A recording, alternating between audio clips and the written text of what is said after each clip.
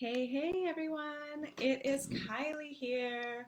Welcome to our Friday Live with Kylie. Get some of my oils. This is my favorite oil. This is called Peace and Calming. Oh, such a nice one. Okay, into what normal sleep looks like for babies in the first 6 months.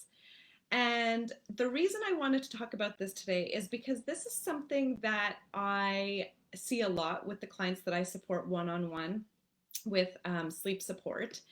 And it's something that I hear from a lot of the moms that come to my babies at play classes, and that they're worried about because they have been reading in sleep books or they've even been hearing from their pediatrician that their baby should be sleeping through the night at like 8 weeks old or even 4 months old, and their baby is not. And so they're really stressed out and overwhelmed by it. And to be frank, that is not normal. Your baby should not be sleeping through the night at 8 weeks. If they are, great, but knowing that if you're breastfeeding, that is going to affect your breast milk production. So let's go through a little bit. But basically, in at least in the first 3 months, in that fourth trimester, it's so normal to have a baby who only wants to sleep on you, who only wants to sleep in somebody's arms, who feeds all day and all night, who doesn't want to sleep in a bassinet or a crib, who takes 3-hour naps during the day and then is up at every single hour at night, who is up in the middle of the night for, longer periods of time, whether that's 30 minutes, whether that's 2 hours. Babies at this age are still very startled awake by their hands. They don't go down drowsy but awake. They need to be nursed, to rock, to bounce, etc., to sleep.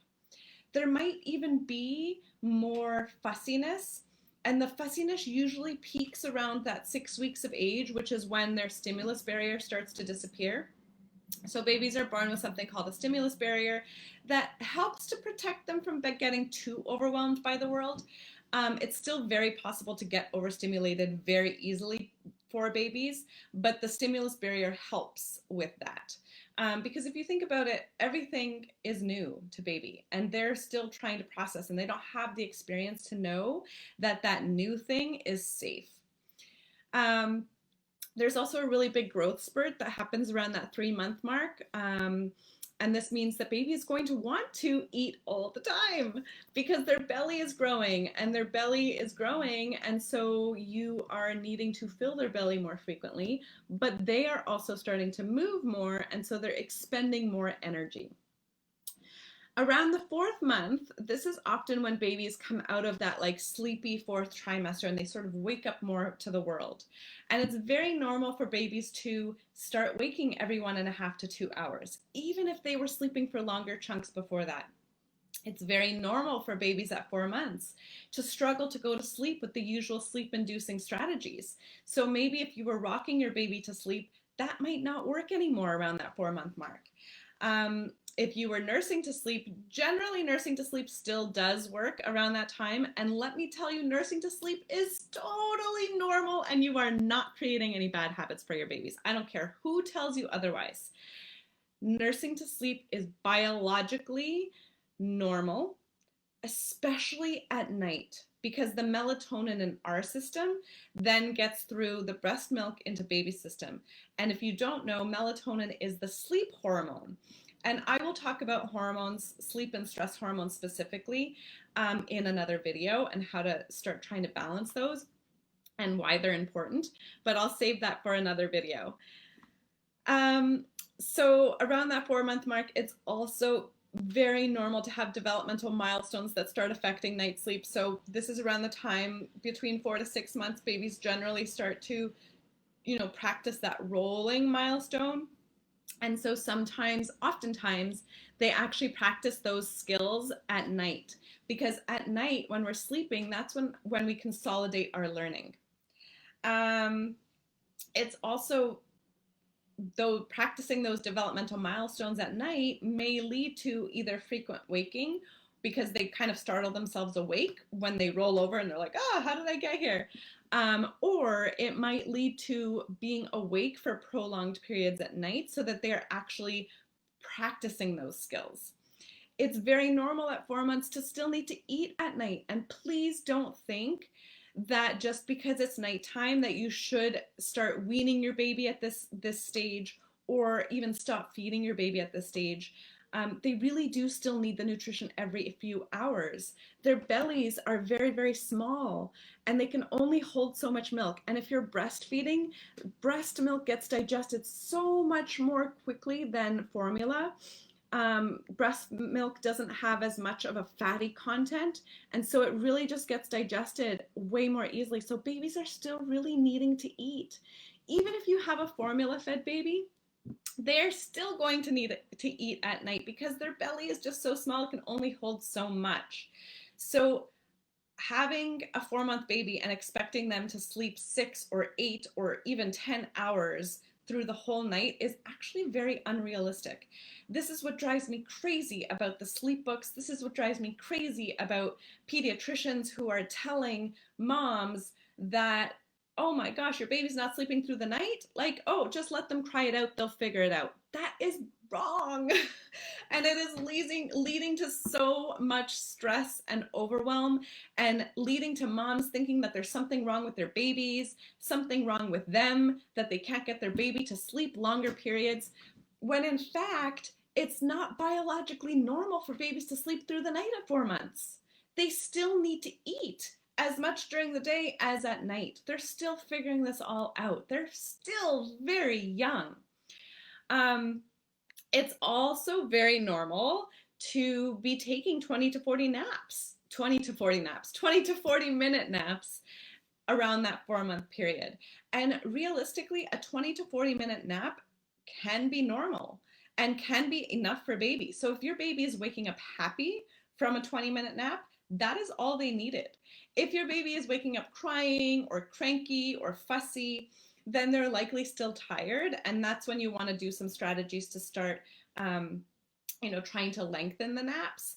And feel free to reach out for support for that. But a 20-minute nap can be totally normal. Moving on to the last kind of window or time frame is really those like 5 to 7-ish months. It's really normal for baby to still eat lots at night. Oh my goodness, who would have thought? Well, guess what? Their bellies are growing again. It's still very normal to take short naps. They will start to lengthen as baby gets a little bit older. So around that 6, 7-ish month mark, they should start to lengthen. But if you have a baby who's 6 months old and is still only taking 20 to 30-minute naps, that's okay if they're waking up happy. There's definitely strategies that we can put into place in order to start lengthening those naps and really looking at the 24-hour cycle to see what's going on, if there's any way that we can start encouraging baby to sleep for longer periods. But just know that it's still very normal. It's also normal for babies around this age, that 5 to 7-ish month mark, to struggle to go down to bed with their usual kind of sleep-inducing cues or strategies or associations. So maybe something that you were doing at 3 or 4 months is no longer working at 5 or 6 months. And that's okay. That is totally normal. And what that means is you just have to find another sleep association, another way to support them to sleep. And like I mentioned, feeding to sleep is totally okay. You are not creating bad habits. It's also very normal for babies to start eating more during this age range because there's another growth spurt that happens around that 6 month mark. And they're doing more moving during the day. They're exploring their movements. They're exploring their body. They're learning how to grasp and how to roll and how to stretch and how to move. They're just more active. And so they're actually expending more energy. And they're going to need more fuel, more nutrition to keep up. It's also very normal around that 5 to 7 month mark for babies to start fighting bedtime. And it's just a phase. But believe me, I want you to not get stressed out. It's just a phase. It's just another part of parenting, another part of growing, another part of learning.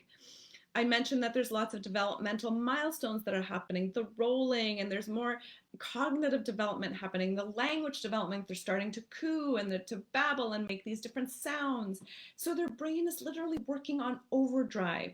And like I mentioned, we consolidate our learning when we're sleeping. And so when their brain is working on overdrive, I mean, think of you when you are going to bed at night, and if you have like a running to-do list going through your head, you are not going to have, you're going to have more trouble falling asleep, and you're going to wake up. You're not going to have as deep of a sleep as you might normally if you didn't have that running to-do list going through your head, if you aren't worried about something. And so this is the same thing for babies, is that literally their brain is working, learning. They have to consolidate it. So they're constantly thinking. And that sometimes does lead to wakefulness in the middle of the night. It leads to frequent waking. It can also lead to difficulties falling asleep. And it's still totally normal for babies to really need support to get to sleep at night, but also to fall back asleep in the middle of the night. This is not the time to be teaching them to be independent. Babies are not actually ready for that at the 6-month mark. 6-ish months is also when babies start to experience their first bout of that separation anxiety. And this is actually a developmental progression because baby is learning about object permanence, but there is a little component of that separation anxiety. So it's still very normal for them to need to know that mom or primary caregiver is there. It's also normal for babies around this age to start waking up a little bit earlier, and then to need more parental support and snuggles during the day as well. That's a little bit tied to the separation anxiety. And they're getting more distracted during nursing sessions during the day, around that 5, 6, 7-month mark. And so they're not having the full feeds that they used to as a newborn during the day. And so a lot of times babies will actually make up for this at night. All right, so basically, I want you to know that it is totally normal for babies to wake up at night, for them to need support to go to sleep and to fall back asleep in the middle of the night. And ultimately, when you are supporting your baby, when you are responding to their cries, when you are feeding them to sleep, you are not creating bad habits. What you are doing is actually you are benefiting their development, because you are forming that attachment. You are forming that bond. You are teaching baby that you are a safe place, that you can be relied on to meet their survival needs. At 6 months, baby is still very much in that survival mode. They cannot do things on their own. They are not independent, nor should they be expected to be independent. They need us to support them, okay? So I get it. You're tired. I totally understand that. With my first, he didn't sleep more than 3-hour chunks until he was over 8 months old. And then we got support and we got help. And we did not do cry it out. We did not do your traditional sleep training. And we were able to get him to sleep longer periods in a very supportive way. So there are other ways to help. But I want you to know that most likely your baby and what they are doing, how they are sleeping, is totally normal. And I get it. It is hard. And that is why I am here to help. So please feel free to reach out if you need even just an hour consultation to just chat through some of the things that are going on with your baby. And I can teach you what's normal, what's not normal, what might need more investigation. Or if you want a full kind of sleep support package to get your baby sleeping for longer periods. So just feel free to reach out. The information I will put underneath this video. And I hope you guys have a really nice Friday.